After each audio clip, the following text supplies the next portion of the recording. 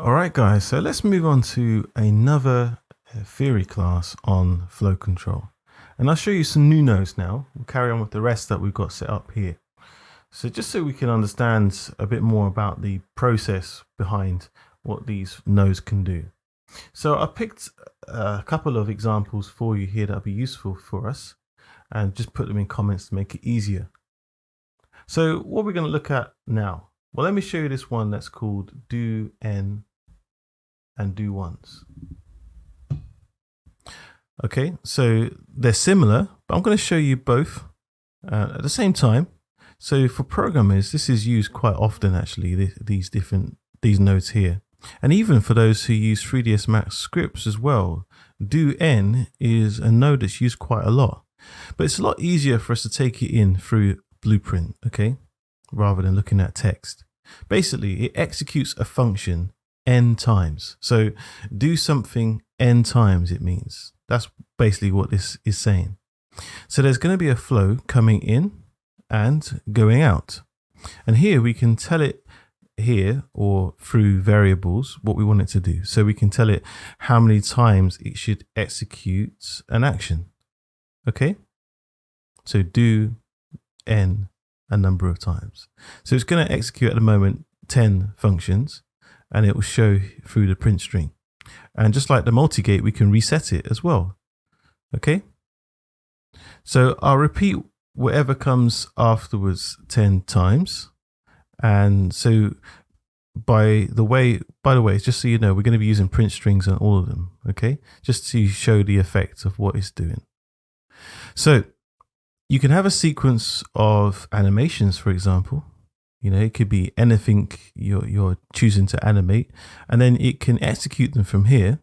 And no matter how big it is, from this point onwards, it will execute the function a number of times, however many times that you decide in that node. Okay, so let's do something here. Let's use our event tick and plug it into do n. So it's working according to the number of frames. In other words, here it's going to enter. Every time something comes in, I'm adding the event tick, okay? So I could use an event such as when you push a button. So it'll just do it once, or just hold the button. If you press it again, it's going to execute the number of times it's shown here. And I'm setting it up for to use the event tick. And what I can do here is add a delay just so it's not showing everything too fast. And let's use a delay of 0.8 seconds. There we go. Great. So as it comes in, it's going to meet the event tick and come out and go into the print string. And then I'll connect it to here. So it writes on the screen, do n. And here we have the node for the counter. It counts the number, right? So I'm just going to make that visible as well by plugging it in here, just so we can see it on the screen. There we go. That'll be useful for us. I can't see where you might decide to use this at the moment, but you know, you might be able to think of some examples, maybe in some games. Okay. But it's good to understand the principle behind this node. Maybe in a game, perhaps that fires bullets, you know, it might be necessary to count the number of bullets, for example. Okay. Right. So take that as an example. If you shoot, it's going to execute the shooting function, right? And here it will have that function that represents shooting and the sound and the bullet coming out and everything else. And it's going to count one by one. So what can you do with this? Well, you can make an inventory when the bullet cartridge is running low, for example. So you can have a variable here that counts every time one unit is taken from the inventory. So it's going to work out that calculation of what you got at the beginning and -1 each time something is fired. And then you can reset it here if you want to once the cartridge is being reloaded. Maybe that's an example of how and where you might use a do n. But clearly not an example that you would use in ArcViz unless maybe there's another example that you can think of. Having said that, a lot of these actually do have a place in ArcViz, and you might find that just on the rare occasion you do need to use a do n. So that at least now we've shown you, or we are showing you how they work. I'll leave these here at 10, plug in the reset with the G key. So when I press G, it's going to reset. Let's push play just so we can see how it's running. You see that? So it's going to count to 10, then it's going to stop. And if I press G again, it should reset and start again, right? Okay. Well, it looks like the gate's showing up here as well. I need to remember always to disable the functions before we do these tests. That will help. But every time I press G, it's going to reset the counting, okay? So this is what it's doing. Let's just unplug this. We don't need that. Just so it's not confusing us. Okay, so that's what it's doing. It's quite a nice node, quite sophisticated really, isn't it? But we'll need to find a use for that maybe later on. And what about the do once? Well, the do once is this one here. It's like the do n, but slightly different. It's only executed once, as the name suggests. So the entry is here, and you can put in the exit as well. So basically, it just does something once rather than a continuous amount of times. Let's move on to the next one. Now, this is a really, really good one, and you might find a use for it in ArcViz. I'll show you though what it does, just so we understand. For loop is what it's called. And it does what the name suggests. It does a loop. So for example, if I push the G key, it's going to start the loop, okay? And this loop, there is a loop for this first index into the last index from 0 to 10. So it'll execute 1, 2, 3, all the way up to 10. And what does it execute? What is the loop body? Well, it will execute whatever comes after this. So it will add this.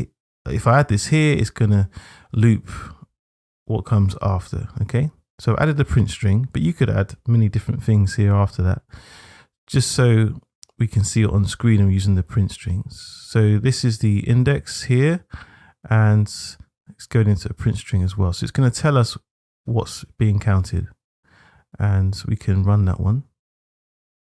There's a little difference though, that there's a node here called completed.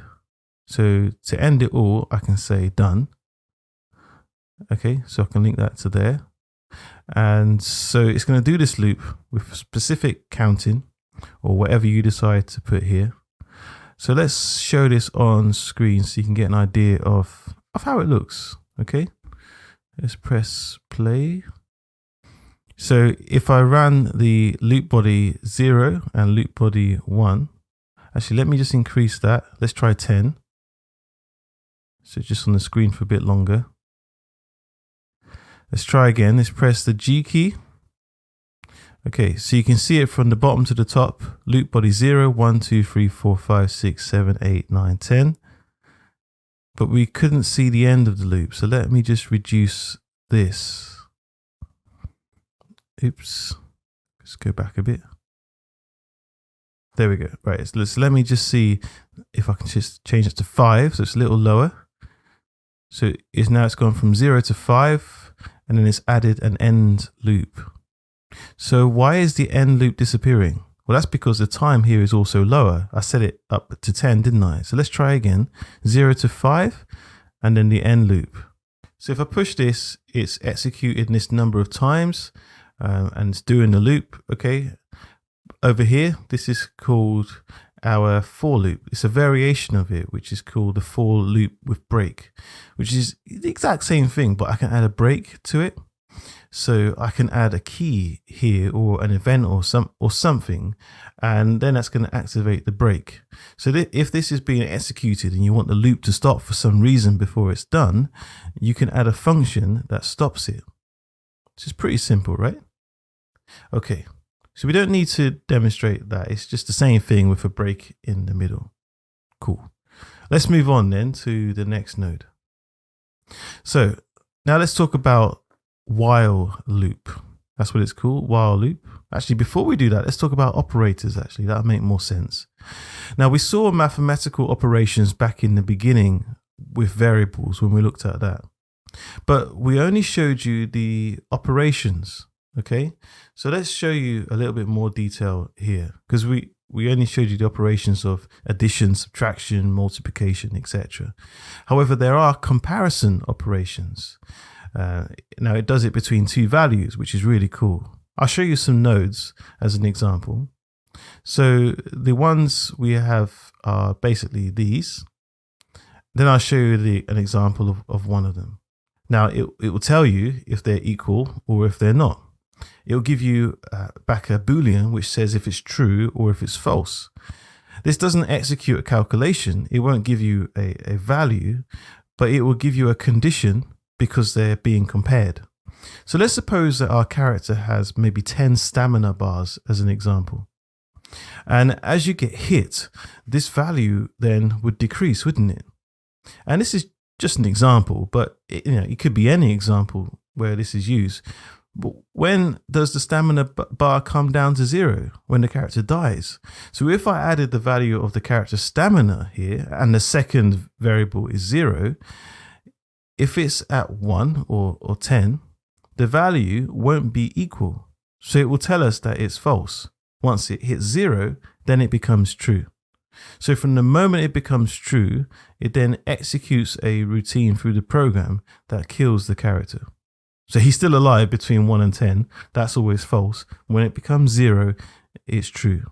Okay, but that's just one example. Basically, that's what it does.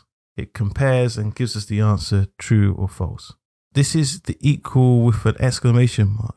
So it compares values and tells you if they're equal, and then it will say they're true or false. Pretty similar to the one above. But this one compares if the values are not equal. Okay. This is the mathematics sign for more than. So it compares if A is more than B. It tells you if it's true or false. And this is more than equal. Do you remember your math classes? Your inequality classes? So more than or equal. And this one here is the opposite. This is less than as well, less than equal. So there are the 6 different conditional or comparison nodes that we have. We have the mathematical operations for adding, subtracting, and here we have the comparison operations, which will always give you like a Boolean variable in the pin saying true or false.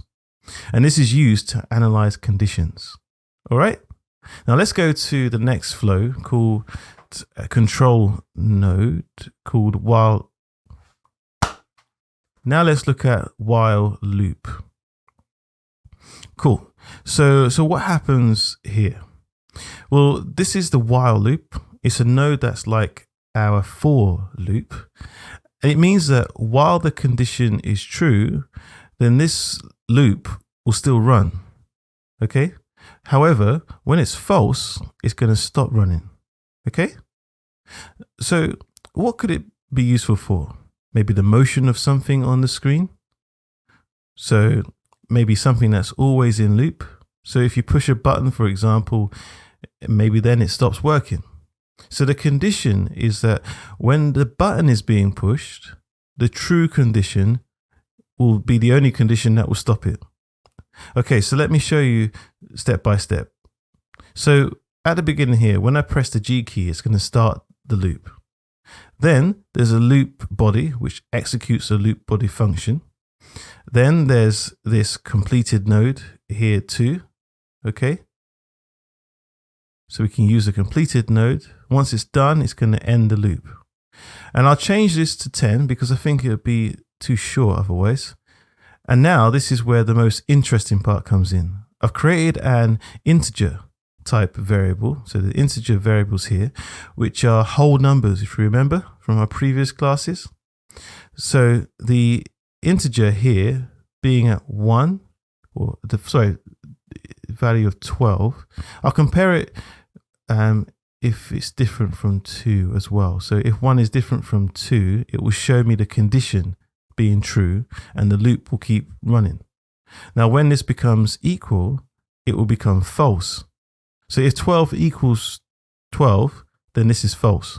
And this function will stop the loop, right? I'll start at 2, but but I have to increase these until it gets to 12. Otherwise, it'll be like this all the time. So what do I have to do? Well, I've created our first set here, our set node, the one that we've seen before. I'm just setting up an integer one, and I've added an integer one here. So every time this is executed, it's integer of +1 here, integer +1.